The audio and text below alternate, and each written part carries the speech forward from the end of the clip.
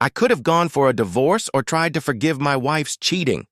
I was finishing up the final paperwork on a $3 million contract just before lunch and was trying to leave the office early. On the way home, I wanted to stop by the market to buy a couple ribeye steaks and baked potatoes for a holiday dinner. I couldn't wait to surprise my wife Jen with the news of the Foster and Simons contract. Jen and I decided that our planned September vacation to Italy would be a great time to start working on making a baby, and with this contract, my second quarter bonus would be enough to pay for our trip. It was almost 4 o'clock when Jeff Hansen, my friend and coworker, walked into my office. Congratulations on winning probably the biggest contract for the office this year. Do you always need to make the rest of us look bad? Said Jeff with a wide grin on his face. How did you manage to pull that off on the last day of reporting for the quarter? You know what they say about blind squirrels. Sometimes even they find a nut, I said. Who are you kidding? You always find all the nuts and everyone else is a blind squirrel, Jeff joked. Have you told Jen yet? Not yet. I'm going to wait until we get home before I tell her about it. Are you going to invite her to the celebration tonight? I think we'll have a quiet dinner at home and then celebrate in our own way, I said. I can understand that. If I had someone like Jen waiting for me at home, I'd do the same thing. You do have someone waiting for you at home, I said. I know, but I have nothing to celebrate today. Jeff was about to say something else when my phone rang.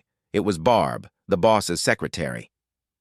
Bob, Mr. Ransom wants to see you at 5 o'clock. I didn't say it out loud, but I thought, what nonsense. I'll be there. Thanks, Barb. I looked at my watch and saw that it was only 4:10. I'll have to stick around here until 5:00 because the boss wants to see me. I was hoping to get out of here early, I said. Jeff, who was still standing at the door, said, I think I'll go home. Leaving early on Friday is a privilege for us losers while you heroes stay up late to meet the boss. You know you're an asshole, don't you? Said I. And proud of it. Have a good weekend. Yeah, you too. Now get the fuck out of here so I can get some work done, I said. You can't fool me. As soon as I leave, you'll be watching adult movies on the internet until you have to go upstairs. My plan to celebrate with a nice steak dinner didn't go as I'd hoped. If I left before 4:30, I could get to the store and make it home in time for Jen, who usually gets home around 5:30. When I leave the office at 5, I get home at 6. Meetings with my boss, John Ransom, rarely last less than an hour. Given Friday rush hour traffic and a 6 o'clock departure with a market pickup, it would be difficult for me to get home before 7 o'clock. If I did want a steak dinner, I'd have to ask Jen to do the shopping, which would ruin part of my surprise. Jen rarely, if ever, leaves her office before 5 o'clock, so on my way to Mr. Ransom's office, I sent her a text asking her to stop by the store. Barb saw me approaching the office, picked up the phone and called John to tell him I was waiting. Come in, Bob. John was sitting at his desk, tucked into some papers. He looked up at me with an angry expression on his face. What? Are you trying to bankrupt the company? Said John. How can I afford to keep you employed if I have to keep paying you these huge bonuses? I sensed John was joking, so I said, You won't have to pay bonuses if you just give me half the business. John was smiling now. At the rate you're going, you could own this whole place. I just wanted to congratulate you on finalizing your contract with Foster and Simons. It's been a great job. You know, I told Mark you were trying to get a deal done before the quarter closed, and he bet me $10 you wouldn't succeed. Mark Watson is Vice President of Marketing. Here's your half of the winnings, John said, and handed me a $5 bill. We talked for about 5 more minutes, and then John said, Bob, I think you've done enough for today, so why don't you go home and enjoy your weekend? When I left John's office, I didn't know whether to call Jen and tell her I was going to the store or let her go. I looked at my watch. It was already 5:10. She was probably already going to the store, so I headed home. Jan wasn't home when I got there, so I figured she was at the grocery store picking up steaks and potatoes for dinner. I was sitting in the family room reading when at almost 6:30 I heard the garage door open. I figured Jen wouldn't be happy that she had to shop during rush hour on a Friday, especially when she caught me at home. I assumed she could get to the store and still be home by 5:30. Jen came in through the kitchen, and when she saw me, she said, "I'll be back in a minute." She then disappeared into the downstairs bathroom. While she was in the bathroom, I wandered into the kitchen to preheat the oven for potatoes, grate the steaks, and make us something to drink. There were no steaks or potatoes. I wondered why she was home so late if she hadn't gone to the store. When she came back from the bathroom, I asked her where the steaks were. "What steaks?" "I sent you a text just before 5 and asked you to stop by to pick up 2 ribeyes and a couple of baking potatoes." "You sent me a text?" "I didn't see it. Let me check my phone and see if I got your message."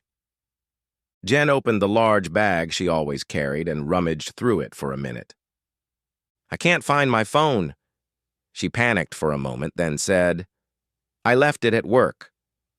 I'll have to go to the office in the morning to get my phone." "If you didn't go to the store, why did you come home so late?" I asked. "We had a terrible day. The air conditioning broke down around 11 a.m. We decided to have an early lunch and went to McCarthy's to wait for the air conditioner to be fixed. By 2 o'clock, it still wasn't working, so we all stayed at McCarthy's. I had a report I had to finish for Mr. Johnson, so I wrote it on my phone, then went back to the office at 4:30 to copy the report onto the computer and check it.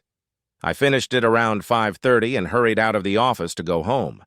I must have left my phone on the desk. I was disappointed that we wouldn't have steak for dinner, but it wasn't necessary. I decided I would buy steaks tomorrow and we would celebrate on Saturday night." "Do you want me to order pizza for dinner?" I said. "How about Chinese?" After dinner, Jen and I sat down to watch a movie on HBO. Jan fell asleep about halfway through the movie, so I woke her up and sent her to bed when the movie was over. While I waited for the next movie to start, I grabbed my cell phone to check my email. I had 10 emails congratulating me on getting the contract with Foster and Simons. As I read through the emails, I remembered that both of our phones have an app that allows you to locate your phone if it is lost. I had never used it, so I decided to give it a try and see if it worked. The app turned out to be easy to use, and it quickly found my wife's phone, which made my stomach churn. Jan's phone wasn't in her office. It was on the other side of town. When I located it, I got an address on Belmar Avenue on the west side of Brodericksburg. Jen's office is in the Berkeley building overlooking the Delaware River on the eastern edge of town. According to Google Maps, Jen's cell phone was 7 miles and 20 minutes away from her office. Had Jen really lied to me? That's the question I asked myself. Is she having an affair? Or is there a less horrible explanation for her lies? Either way, I was going to find out the truth before the end of Saturday afternoon. Before I went to bed, I sat down at my computer and went to the county tax records website, found an address on Belmar Avenue, and found out that Vincent Morrison owned the property. I'd met him a couple times at McCarthy's bar when I met my wife for drinks after work. I never got the impression that he and Jan were friends. I hardly slept at all. I kept thinking about the problem. What should I do if Jan is having an affair? Forgive her? Probably not. Divorce her? Maybe. I ran through several scenarios in my head on how to handle this. In the end, I decided to give Jen enough rope to hang herself if she was guilty. I got up early Saturday morning and was sitting at the kitchen table with the morning paper and coffee when Jan came downstairs to join me. I offered her a cup of coffee, trying to remain calm and not give away my state of mind. "What do you have planned for today?" I asked my wife. "I need to go to the office to get my phone and then go shopping. Maybe I'll come with you?" I saw her tense up when I offered to go with her. It confirmed that she knew her phone wasn't in the office. I hoped she didn't know, and there was some other explanation as to why her phone was at Vincent Morrison's house. "I have a few things to do while I'm at the office. I'll be there for a couple hours. I'm sure you can find something more interesting to do." "Is there anything better than spending a lazy Saturday with my attractive wife?" "I'll be home just in time for dinner. Maybe you can think of something to do in the afternoon with your attractive wife." That will depend on what kind of mood I'm in when you get home. And what does that mean? Nothing. Go run your errands. I'll be here when you get back. I estimated the drive from our house to Morrison's house would take about 15 minutes, so I waited 20 minutes and used the phone lookup app to see if Morrison still had her phone. It was still there, which didn't tell me anything. If the phone was somewhere between Morrison's house and the Berkeley building, that would mean that Jen had gone straight to Morrison's house, picked up the phone, and then headed to her office. The fact that the phone was still at Morrison's house made me wonder if Jen had gone into the Belmar Avenue house.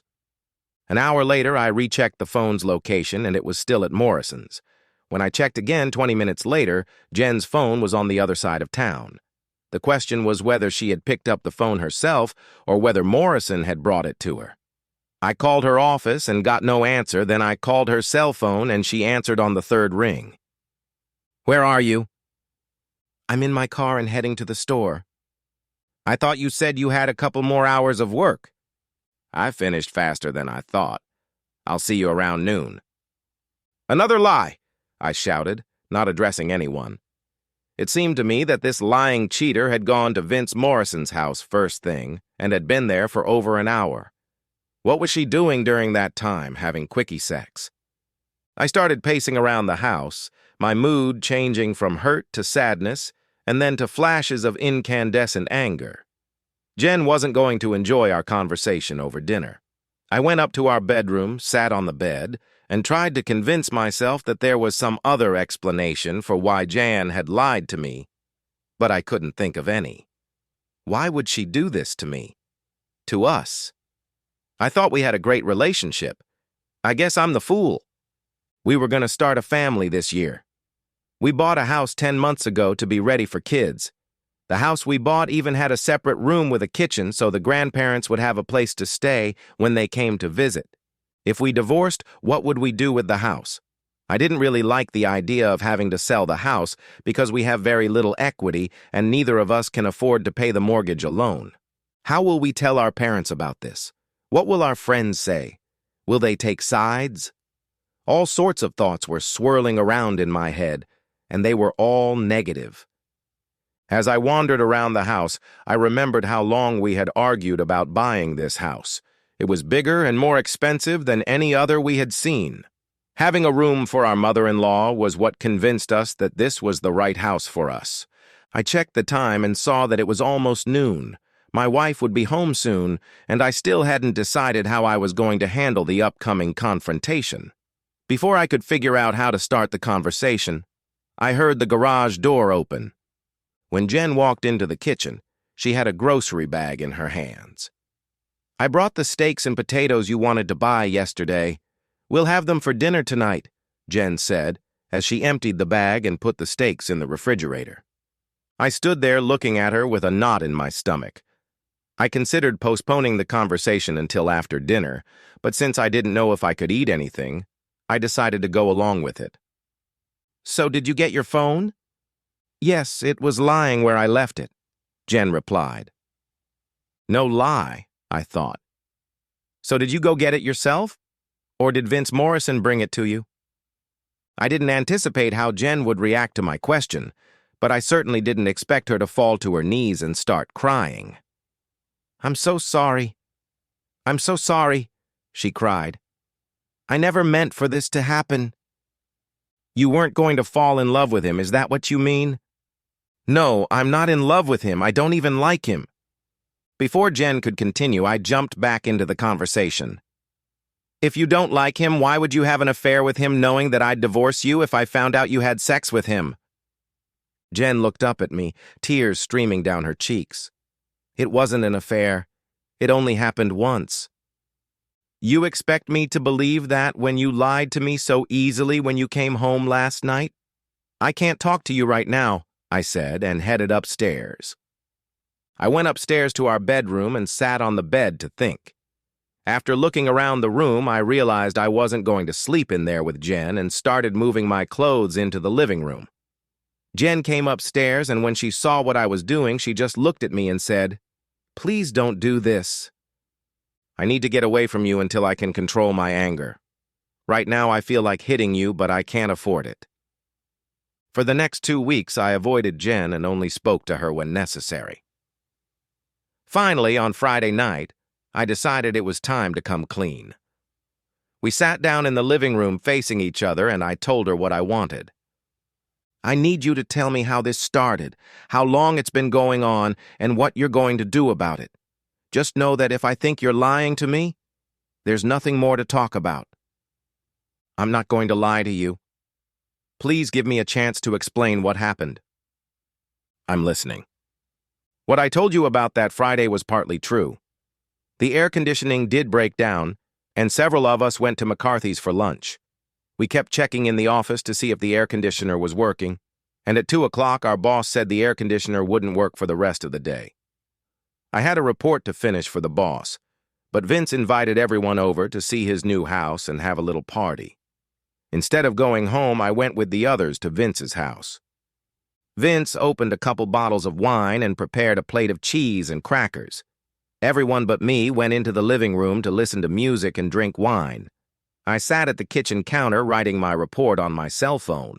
It took me 2.5 hours to finish it and email it to my boss. By then, everyone else had left. Vince said that since I had spent all my time at work, I should sit down and have a glass of wine with him.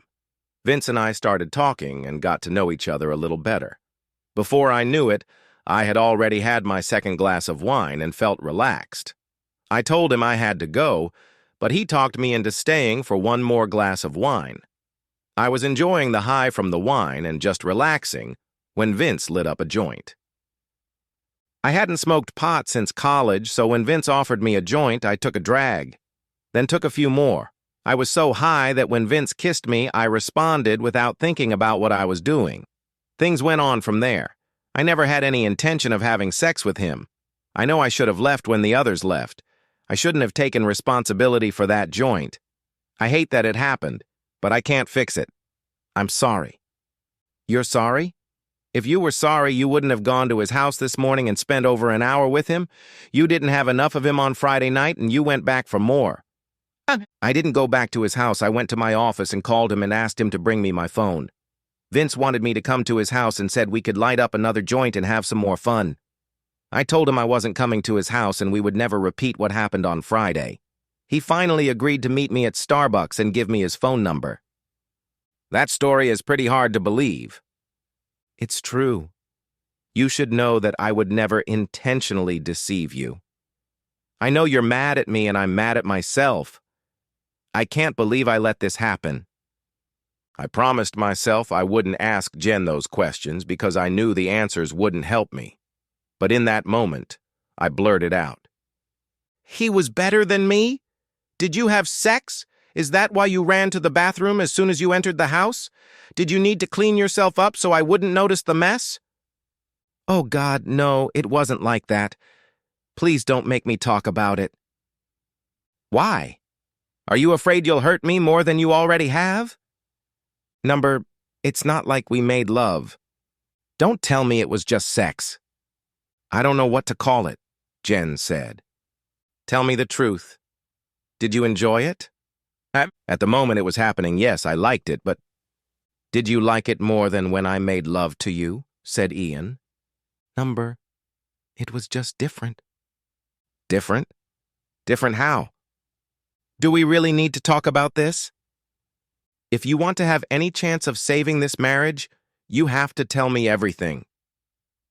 Jen tilted her head and shook it back and forth for a while. When she looked up at me again, tears were streaming down her cheeks. You want to know what it was like? Okay, it was fun. Nothing more. I started to say something, but Jen raised her hand to stop me. You wanted to know, so let me tell it my way. Remember when we were in college, we smoked pot? Remember how it affected me? I used to get silly and giggle and laugh at everything. Well, that's exactly how that joint affected me. We were talking and everything seemed funny to me. When Vince kissed me, I started giggling and couldn't stop. It took me a few minutes to calm down, and then Vince stood up and took off his pants. When I saw him, I started laughing at him and asked him, "What are you going to do?" He said he was going to have sex with me. Then he started pulling down my pants. I was laughing so hard while he was trying to get my pantyhose off that I could barely breathe. When he started having sex with me, I didn't think I was doing anything wrong. I was having fun, and I even thought you'd laugh when I told you about it. The reality of what I had done only came to me after I saw Vince tying a knot on the used contraceptive when he was done. I jumped up and started to get dressed. I was in a panic, and Vince was trying to talk me into going to his bedroom for a second go. I didn't bother answering him. I just finished getting dressed and left. On the way home, everything became real to me. I had just done something I swore I would never do, but it never occurred to me that I was doing the wrong thing until it was over. At first, I wanted to come home and confess to you, but I decided that the best chance of not losing you was if you never found out what I had done. When I got home, I rushed to the bathroom to calm down and think of a reason why I was late getting home. I was starting to believe everything was going to be okay until you asked me why I hadn't stopped by the store. That's when I realized I left my phone at Vince's house. It's true. I'm sorry I put myself in a position where I couldn't prevent it. And I'm sorry I lied to you. I want you to know that I have never done anything like this before, and I will never do it again. Please tell me there is something I can do, so you can forgive me. I sat there looking at Jen, trying to comprehend what she was telling me. So your defense is that you were high, so you cheated on me with Morrison because it was fun.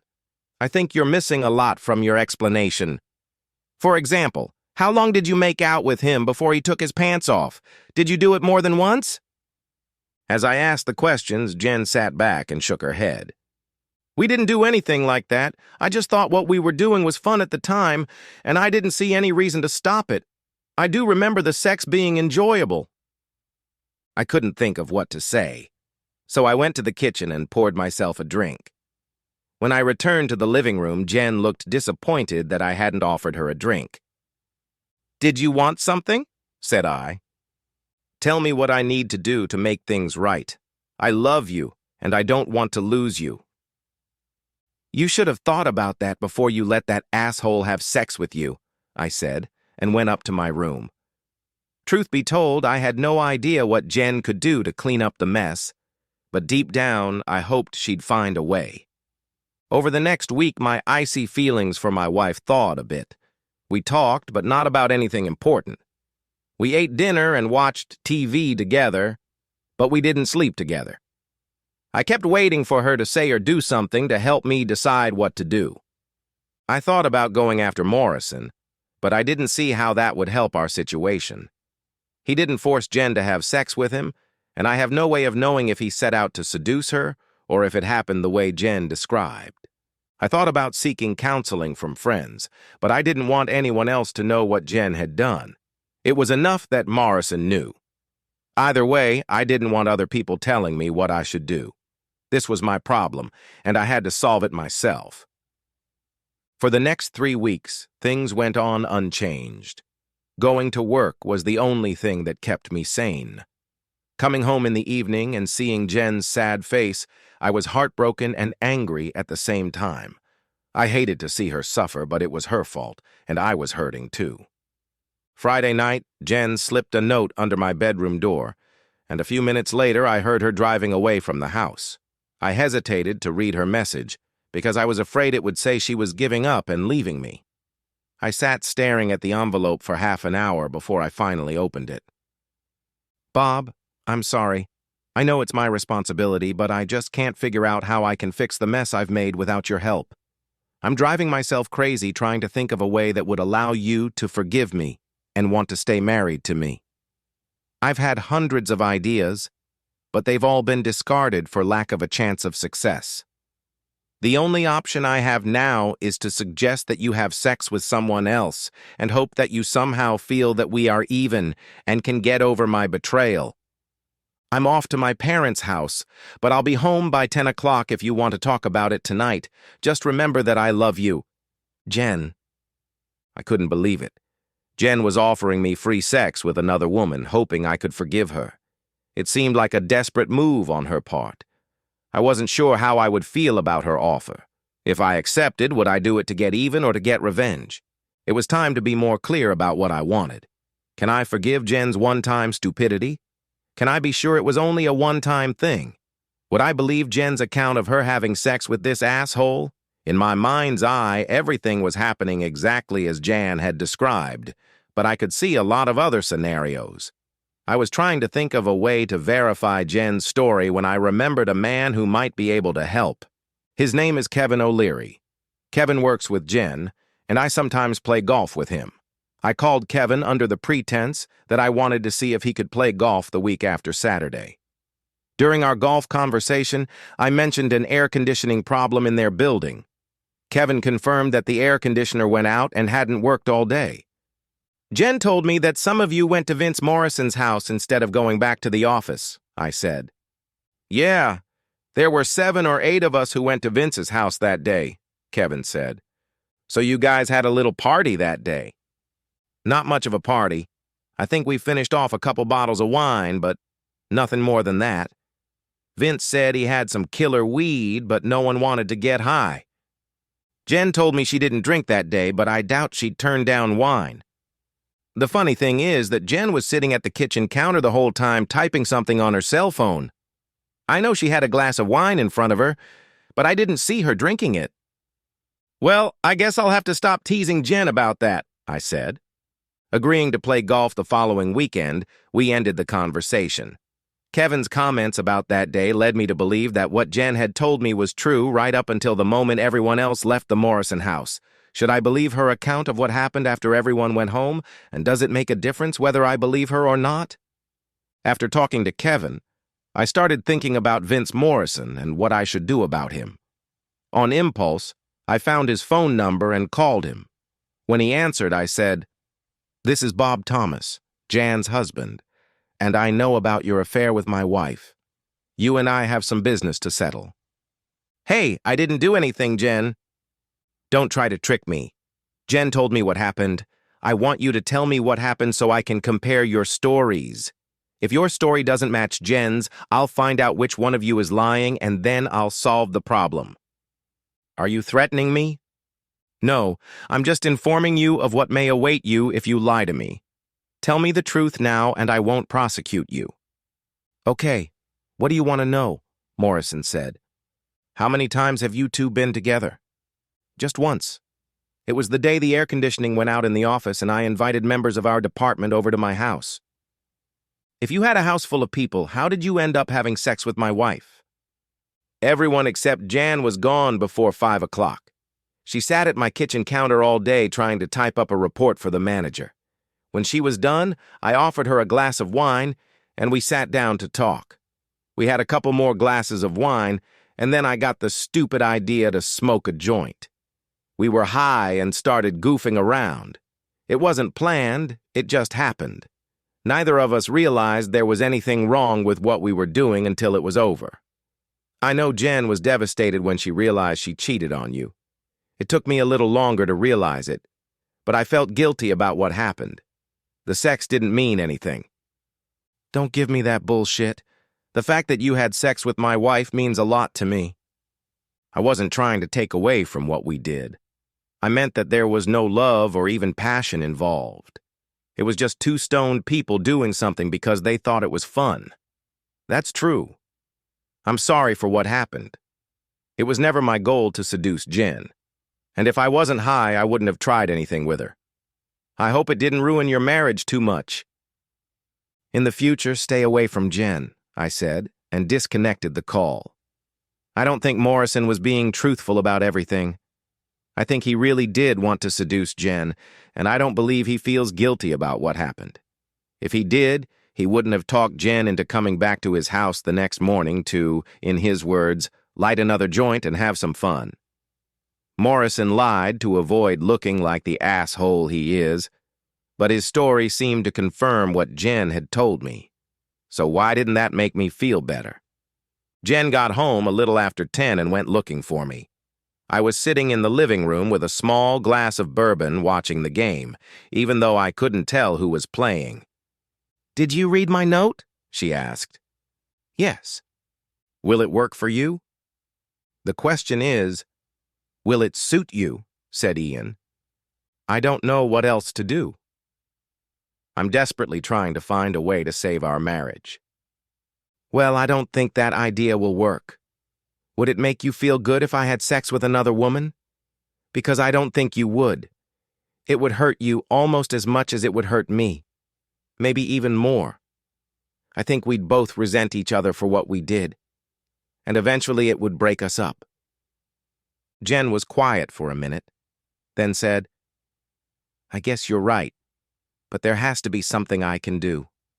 Some way to make you love me again. Your problem isn't that I don't love you. Your problem is that you've hurt me more than I thought you ever could. I don't know how things will work out for us. I'm trying to be patient. I don't want to rush into things and do something I'll regret later. Thanks for not leaving me, at least for now, Jen said. I guess I'm going to go to bed now. I'll see you in the morning. Walking past my chair, Jan leaned over and kissed my cheek. By the weekend, I was close to making a decision about my marriage. I saw that I had two options. I could go through with the divorce, or I could try to move past Jen's indiscretion and work on saving the marriage. The decision came down to regret. If I made the wrong decision, which one would cause me the most regret? Late Saturday night, I was lying in bed reading when I heard a knock on my bedroom door. Before I could answer it, Jen entered the room. She was wearing a robe and slippers and had a sad expression on her face. She walked over to the bed and started talking. I guess I only have one thing left to try, she said. When you told me about what I did, you said you were angry enough to want to hit me. I would never have hit you, but I really wanted to hit something, I said. Well, I guess you should hit me, or rather spank me, Jan said as she took off her robe and exposed her body. Jen climbed onto the bed and lay across my thighs. I want you to hit me as hard as you want, as many times as you want, until you think I've been punished enough. My wife didn't say anything else. She just lay quietly and waited for me to punish her for cheating. The thought of her thinking that this would solve our problem made me so angry that I decided to do it.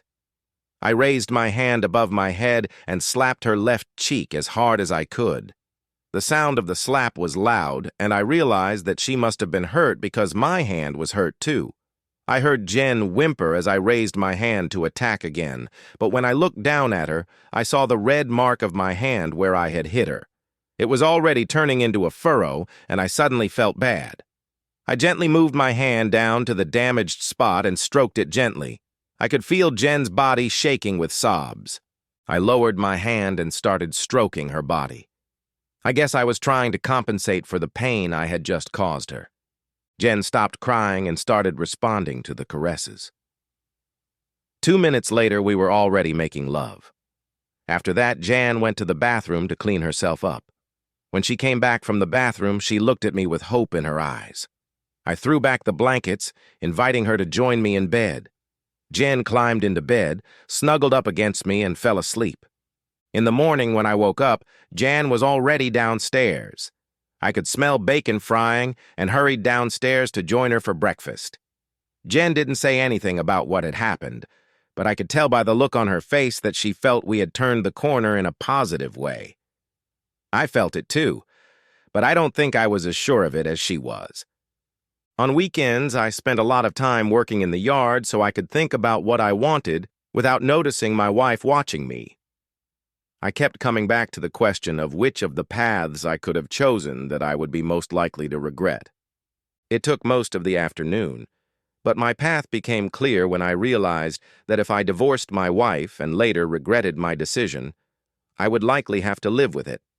If, on the other hand, I stayed with Jan and later regretted my decision, I would still have the option of divorcing her. In the end, I made the right decision.